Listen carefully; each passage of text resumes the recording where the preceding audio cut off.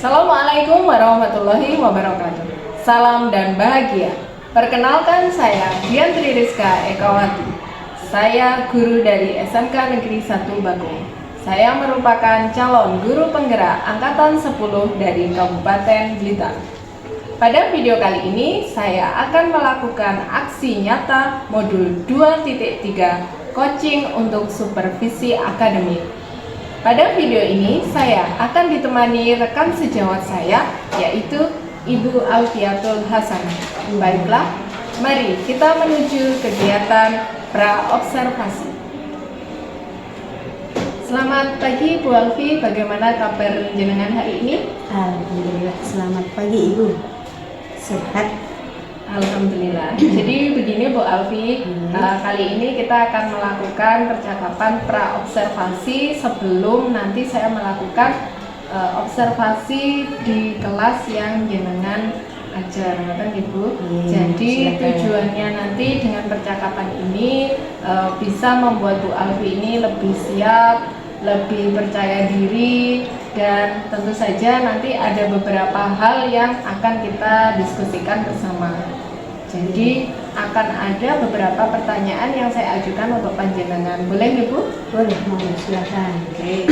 Baik Bu, untuk yang pertama ini tentu saja kaitannya dengan tujuan pembelajaran. Nah, tujuan pembelajaran apa yang ingin Bu Alfi capai pada pertemuan kali ini?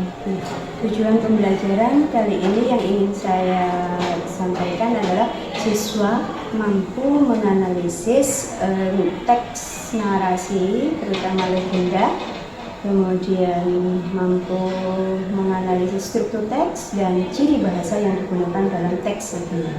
Oke, baik. Jadi untuk materinya itu teks naratif, tetapi lebih fokus ke teks legenda, begitu nggak Bu? Oke. Lalu untuk area pengembangan yang ingin Bu Alfi capai itu seperti apa? Untuk area pengembangan, siswa itu saya harapkan bisa menganalisis struktur teksnya, kemudian sama ciri bahasa yang digunakan dalam teks itu sendiri. Oke, baik. Jadi nanti lebih menekankan pada keterampilan peserta didik untuk menganalisis teks tersebut sesuai dengan struktur dan cirinya, ciri kebahasaannya. Lantas ini Bu, untuk model pembelajarannya seperti apa yang nanti Bu Alfi gunakan? Kalau berdasarkan materinya, saya lebih memilih ke problem based learning. Problem based learning. Ya. Jadi pembelajaran berbasis masalah nih. Oke, baik. Jadi nanti ketika observasi di kelas tentunya akan ada sintak-sintak dari problem based learning. Lantas untuk strategi pembelajaran yang akan Bu Alfi gunakan seperti apa? Untuk strategi pembelajaran saya menggunakan pembelajaran diferensiasi, terutama pada konten dan proses. Oke. Jadi lebih ke proses dan konten, gitu nggak Bu, diferensiasinya. Oke. Bisa dijelaskan lebih detail lagi Bu, proses dan konten seperti apa yang Bu Alfi inginkan nanti? Kalau dari proses ini kan, proses dan konten ini anak-anak kan akan lebih terakomodir, sehingga dengan kerja kelompok ini akan ada kolaborasinya. Oke, bagus. Jadi nanti selain pembelajaran diferensiasi yang mengakomodir gaya belajar murid, mereka juga berkolaborasi dalam kelompok, gitu ya Bu. Oke. Dengan penyediaan beberapa konten tadi seperti video, mungkin juga ada apa lagi Bu selain video yang digunakan? Ada video, kemudian ada browsing, ada internet, kemudian buku-buku yang dimiliki atau referensi juga bisa. Oh iya, disesuaikan dengan gaya belajarnya masing-masing. Jadi memang mengakomodir ya gaya belajar yang visual, kinestetik dan juga audionya. Lalu Bu Alfi, ini untuk assessment yang jenengan gunakan nanti seperti apa? Kalau assessment yang pertama saya yang formatifnya ya, itu saya mungkin pertanyaan di awal dengan bertanya di awal pembelajaran, terus kemudian nanti di prosesnya juga ada, dan di akhir kita juga masih ada assessment. Oke. Jadi untuk asesmen formatifnya itu berupa lisan saja. Untuk tulisnya ada atau tidak boleh? Ada, di akhirnya nanti akan ada tulisannya. Asesmen itu lebih di struktur sama ciri bahasa yang digunakan teksnya. Berarti untuk lisannya itu tanya jawab, untuk tulisnya berarti panjenengan menyediakan semacam student worksheet begitu ya? Oke, ya, bagus Bu. Lalu untuk yang tulis ya Bu, itu otomatis pasti akan ada rubrik penilaiannya. Nah itu bisa dijelaskan rubrik penilaiannya seperti apa? Rubrik penilaian saya akan ada 4 kriteria, yaitu kelengkapan, kemudian kejelasan, kemudian kreativitas, yang terakhir kerjasama. Kerjasama, baik.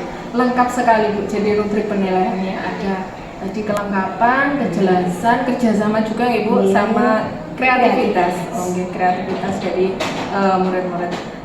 Lantas untuk sasarannya nanti jenengan rencananya di kelas mana ini Bu?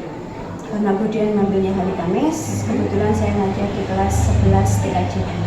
Oke, 11 TKJ 2. Untuk jamnya jam berapa? Jamnya jam 5.06. Oke, jam 5.06 ya, hari Kamis jam 5.06. Baik Bu Alfi, saya rasa cukup sekian percakapan pra-observasi kita kali ini. Jadi saya hanya ingin tahu, ingin mendapatkan gambaran nanti bagaimana proses pembelajaran Bu Alfi di kelas. Mudah-mudahan nanti Bu Alfi bisa melaksanakan pembelajaran dengan baik, dengan maksimal, sesuai dengan modul ajar, sesuai dengan perencanaan Bu Alfi, dan nanti kita bisa ketemu lagi untuk percakapan pasca observasi setelah observasi di kelas. Begitu ya Bu Alfi. Terima kasih banyak, mudah-mudahan semuanya berjalan dengan baik. Amin. Terima kasih banyak juga ilmunya. Ya, sama-sama Bu Alfi. Demikian tadi Bapak Ibu percakapan pra-observasi saya dengan rekan sejawat saya Ibu Alfiatul. Sampai ketemu lagi di kegiatan selanjutnya. Terima kasih. Assalamualaikum warahmatullahi wabarakatuh. How are you today? Let's sit, please. Let's pray. Kemarin. Apa berarti kemarin? Oke, good. Narrative text. You have to write.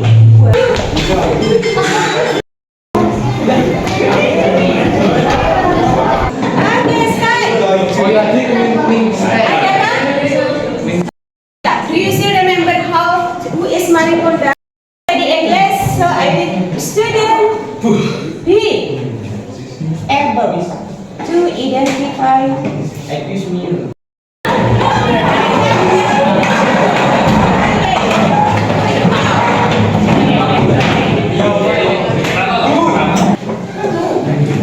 discuss with your friends.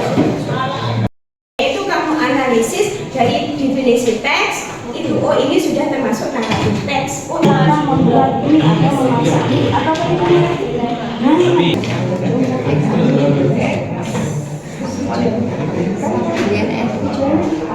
Teks saya yang saya analisis bukan termasuk naratif. Satu, naratif teks itu apa sih? In the next meeting, you have to make a presentation by one. You can use mind mapping.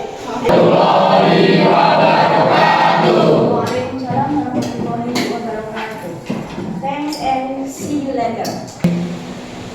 Assalamualaikum warahmatullahi wabarakatuh. Salam dan bahagia. Bertemu lagi dengan saya Diantri Rizka Ekawati, JYP Angkatan 10 Kabupaten Blitar. Pada video kali ini, saya masih ditemani rekan saya, Ibu Alfiatul Hasanah. Pada kesempatan kali ini, kami akan melakukan percakapan pasca observasi. Langsung saja kita mulai.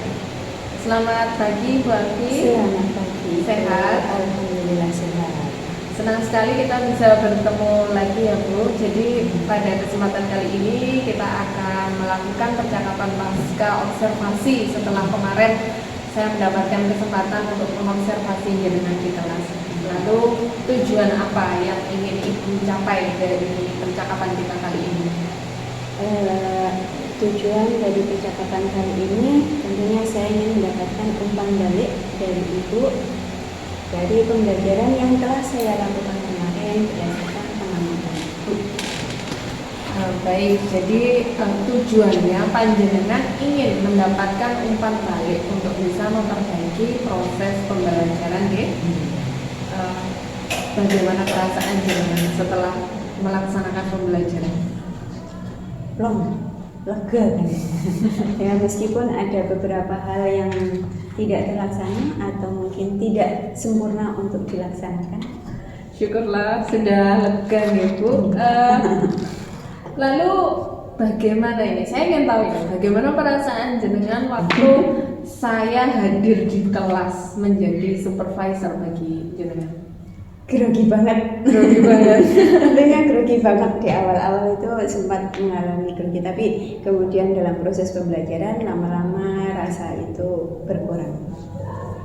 Ya, baik Bu. Manusia ingin merasa nervous gitu. Lalu bisakah panjenengan menjelaskan kembali, menceritakan kembali proses pembelajaran yang sudah terjadi kemarin di kelas? Untuk pembelajaran kemarin itu saya berusaha untuk sesuai dengan modul yang telah dibuat. Jadi saya melakukan pembelajaran diferensiasi terutama pada proses dan konten, di mana anak-anak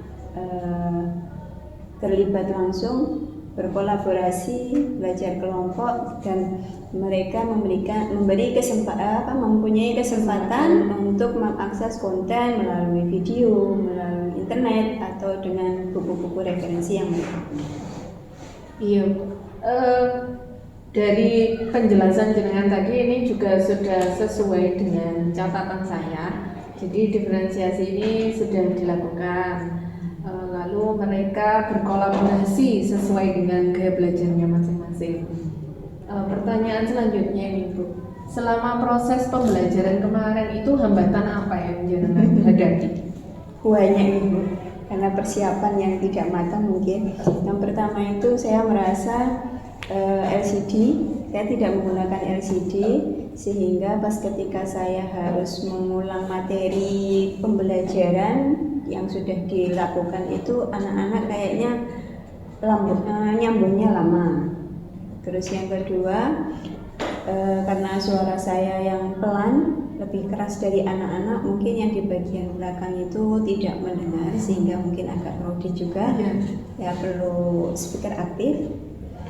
Terus yang ketiga, hambatan yang ketiga, persepsi yang pertama untuk meningkatkan semangat belajarnya itu saya menggunakan gambar narasi di mana saya tempel di papan tulis, dan itu pun gambarnya itu saya tidak melalui editing apa adanya, di mana warna dan bentuk itu kurang jelas, sehingga anak-anak itu vocabnya hanya mendapatkan beberapa vocab aja. Terus yang terakhir mungkin ini nampak jelas, yaitu keterbatasan waktu, sehingga di akhir pembelajaran ini anak-anak tidak sempat mempresentasikan hasil belajar kelompok.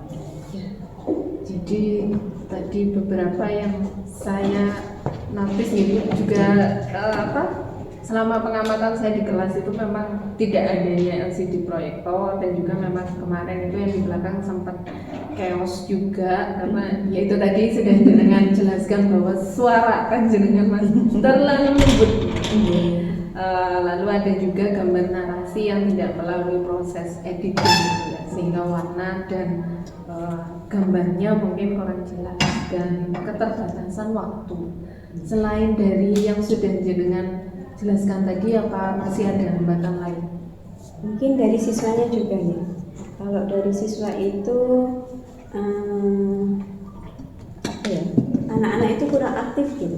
Mungkin karena saya tidak memanfaatkan LCD untuk mengulang kembali materinya, sehingga mereka mengingatnya itu lebih lama. Jadi yang ingat hanya itu saja, anak tidak aktif, yang aktif ya itu, sehingga gimana ya, keaktifan anak kurang gitu. Jadi yang aktif itu hanya 1 atau 2 murid saja. Jadi keaktifan siswanya itu kurang menyeluruh gitu. Lalu dari hambatan yang tadi sudah jenengan sebutkan, mulai dari siswanya, mungkin dari sarprasnya, dari keterbatasan waktunya, lalu apa rencana panjenengan untuk mengurangi hambatan tersebut? Yang pertama mungkin dari siswa saya akan memberikan kesempatan seluas-luasnya kepada anak untuk berperan aktif, berpendapat, mengungkapkan pendapatnya, terus dengan menunjuk langsung mungkin sehingga anak bisa lebih aktif, lebih siap untuk belajar dan mungkin nanti akan lebih siap juga untuk mempresentasikan hasil belajar itu. Bagus Ibu. Terus dari sarananya mungkin nanti saya sebelum pembelajaran, bukan mungkin ya, harus meminta siswa untuk menyiapkan proyektor atau LCD. Mungkin ada yang bisa, kalau tidak ya saya akan meminta bantuan kepada staf TU atau kepada Pak Willy untuk menyiapkannya. Mungkin perlu speaker aktif dan sarana lainnya bisa saya minta tolong ke beliau yang lebih mengerti. Baik, jadi untuk meminimalisir hambatan untuk mengurangi tadi seperti sarpras, Ibu bisa meminta tolong pada murid atau juga kepada staf TU, Pak Willy tadi ya. Lalu untuk muridnya, Ibu akan memberikan kesempatan yang lebih luas, kesempatan yang lebih banyak bagi murid untuk berpendapat. Kapan Ibu akan mulai melaksanakan hal tersebut? Berdasarkan pra observasi dan pasca observasi ini, maka harus segera mungkin untuk pertemuan berikutnya dilaksanakan. Pertemuan berikutnya, bagus. Jadi dari hasil percakapan pra-observasi dan juga observasi kemarin di kelas, ini menurut catatan saya nih Bu, ini prosesnya sudah dilaksanakan dengan baik, diferensiasinya juga sudah nampak, walaupun tetap ada kendala yang tadi sudah Ibu ceritakan, tapi dari solusi rencana aksi yang jenengan tawarkan itu juga sangat luar biasa Ibu. Jenengan juga sudah siap untuk melaksanakannya pada pertemuan mendatang, Pak pertemuan mendatang sudah dieksekusi.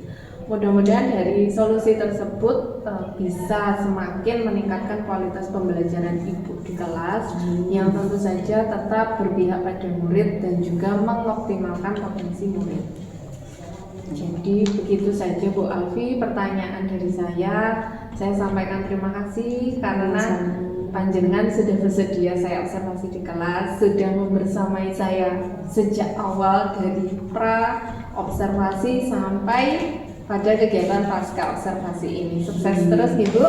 Amin. Dan saya juga terima kasih banyak atas ilmunya yang telah diberikan. Jadi saya lebih banyak tahu tentang teknik-teknik pembelajaran, bagaimana diferensiasi itu apa, ada berapa dan seterusnya. Terima kasih banyak. Amin. Demikian tadi percakapan pasca observasi yang saya lakukan untuk melengkapi aksi nyata modul 2.3 coaching untuk supervisi akademik.